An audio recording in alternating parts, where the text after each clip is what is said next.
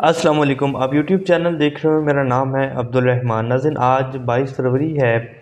इस मुल्क में आइन और कानून की ये सूरत हाल है कि जी एक माँ जो है वो अपने 4 बेटों और 14 साला बेटी के साथ कुरान उठाकर जो है वो अपनी जान की, ईमान की जो है वो पुकार करती है इस पूरे निज़ाम से और कहती हैं कि जी हमें बचा लो। हमें एक दरिंदा सिर्फ इंसान जो है उसने अपनी निजी जेल में कैद किया हुआ है और वो हमें मार देगा। लेकिन कोई आहो पुकार नहीं सुनी जाती, क्योंकि ना तो उसका कोई बड़ा जानने वाला था, ना कोई वो स्टार थी।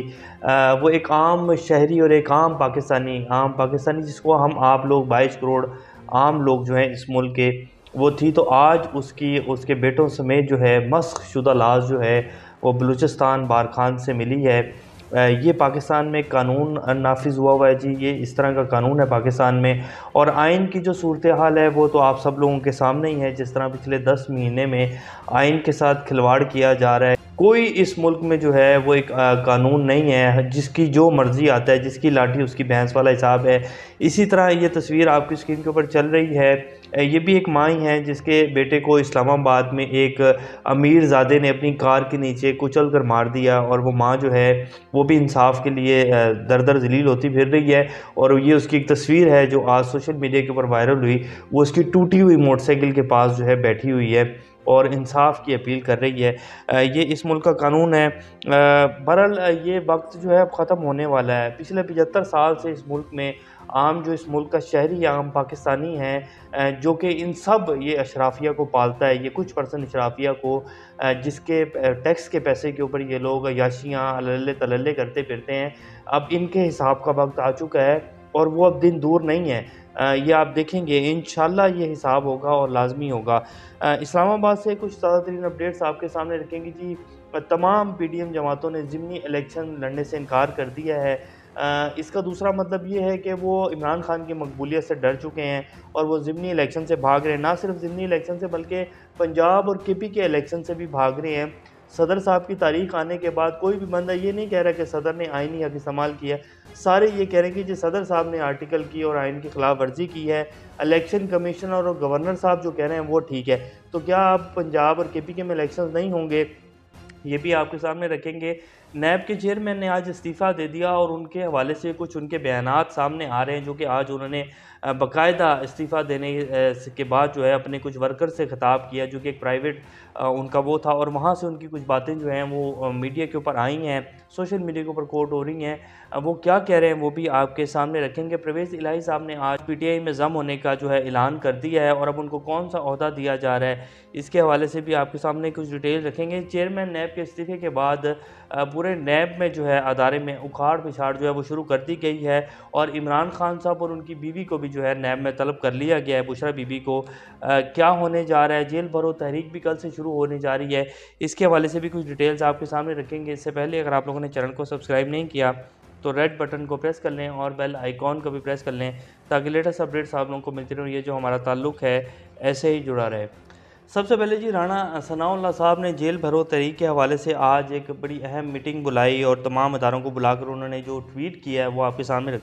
उन्होंने कहा कि जी जेल भरो तहरीक के मनाजिर में अमन व अमान की सूरत हाल पर आज तफसीली ब्रीफिंग ली। मुल्क में अमन व अमान की सूरत हाल यकीनी बनाई जाएगी और कानून तोड़ने वालों को गिरफ़्तार किया जाएगा। अमन दुश्मनों का रिकॉर्ड रखा जाएगा और उसे उनके करैक्टर सर्टिफिकेट में वाज़िया किया जाएगा, जो रिकॉर्ड यानी कि रखा जाएगा। तो ये राणा सनाउल्लाह साहब कहते हैं, वो पहले से डरा रहे हैं कि आवाम जो है जेल भरो तहरीक में ना आए, तो डरे बहुत ज़्यादा हुए हैं।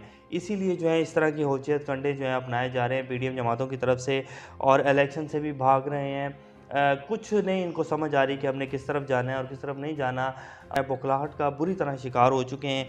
इसलिए मरियम बीबी जो हैं वो कहती हैं कि जी नून लीग में लोग जो हैं वो शमूलियत के लिए उतावले हो रहे हैं, लाइनें लगी हुई हैं, मिन्नतें तरले कर रहे हैं नून लीग के। अब आप देखें ना जिस तरह के बयानात हैं, ये बौखलाहट ही है ना, इसके अलावा क्या है। कल आप लोगों ने इमरान खान साहब के साथ जिस तरह आवाम निकली हुई थी वो देख ही ली है कि आवाम किधर खड़ी है और आप लोग सब बेहतर जानते हैं।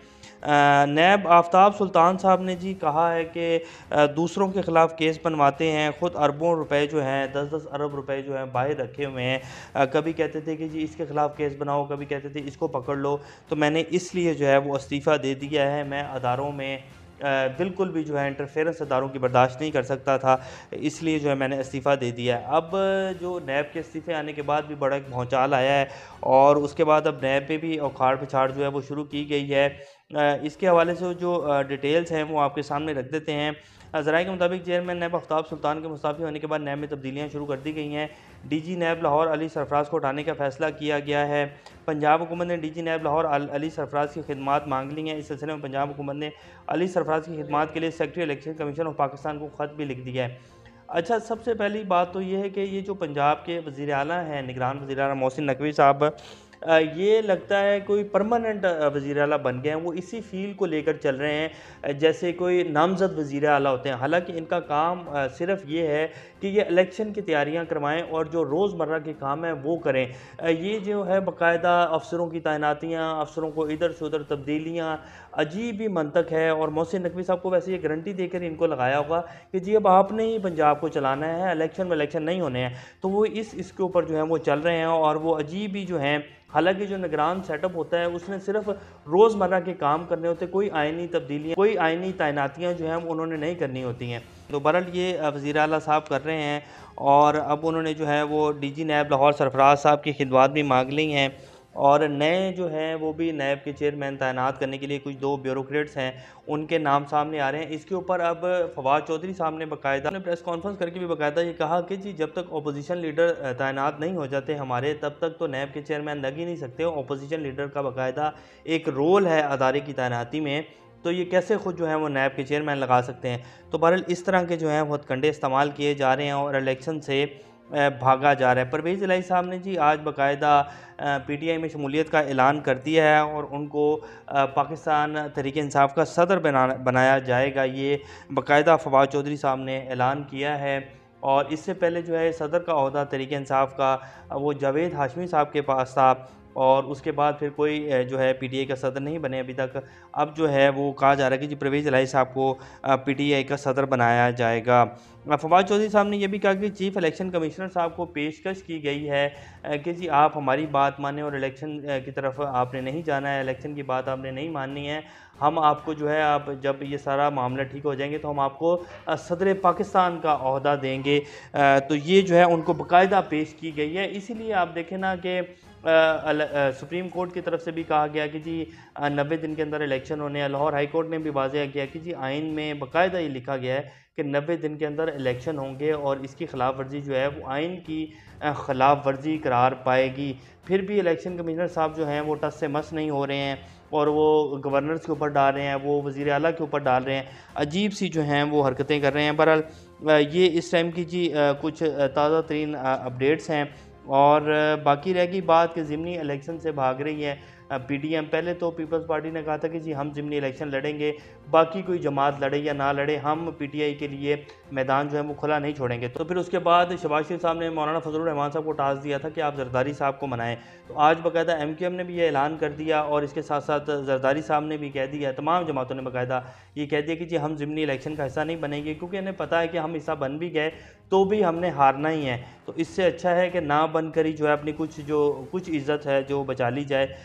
तो इसलिए जो है वो ज़िमनी इलेक्शन ना लड़ने का फ़ैसला कर लिया है। तो ये लेटेस्ट अपडेट्स है। इंशाल्लाह नेक्स्ट अपडेट के साथ दोबारा आप लोगों के सामने हाजिर होंगे। अभी तक के लिए इतने, अपना का ख्याल रखिएगा। अल्लाह हाफ़िज़।